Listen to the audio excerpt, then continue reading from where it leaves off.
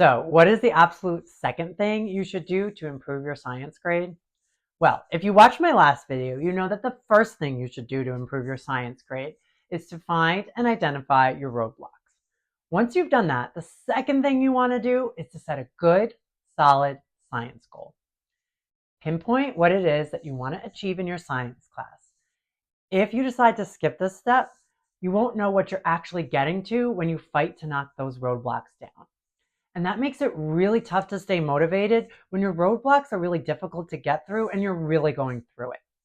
Knowing what you are after will keep your motivation up and give you that sense of accomplishment that you deserve when you cross that finish line and achieve your goal. If you'd like me to walk you through step by step exactly how to set your science goal or goals, click the link in the description to sign up for the Science Skills Accelerator online course. And you'll be on your way to a stellar science goal. But for now, here are some ideas around how to set that good, solid science goal. You've probably already thought about what holds you back in science and what influences you.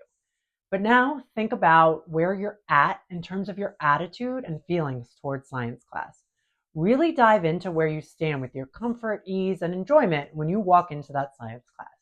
This might seem silly and unnecessary to think about, but it is so important to be aware of your starting point feelings so you can think about how you want to feel walking into science class eventually.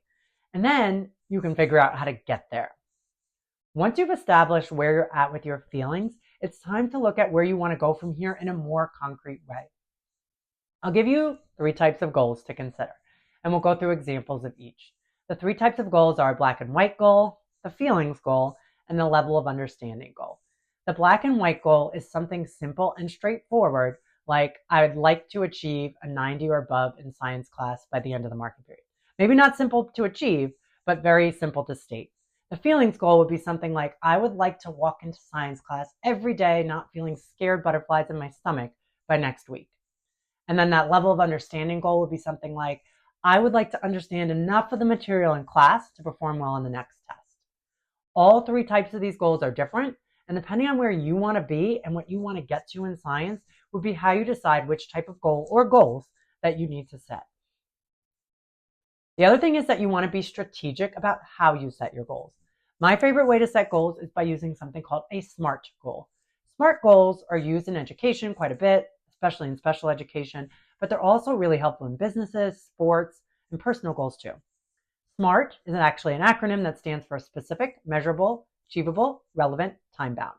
When your goal is specific, has an easy way to measure, and if you're there yet, is realistic and relevant for you, and has a deadline, it's way more likely to be a good, solid goal that you have a shot of reaching. Take the black and white goal example from before. I'd like to achieve a 90 or above in science class by the end of the marking period. Super specific and measurable since there's a grade involved. It is relevant to anyone who wants a good science grade, right? A 90 is a good grade. It has a deadline for the end of the marking period. Whether or not it's achievable really depends on the student, but that's where you can come up with your own goal using your own awareness about where you're at now and what you can achieve and what you hope to achieve.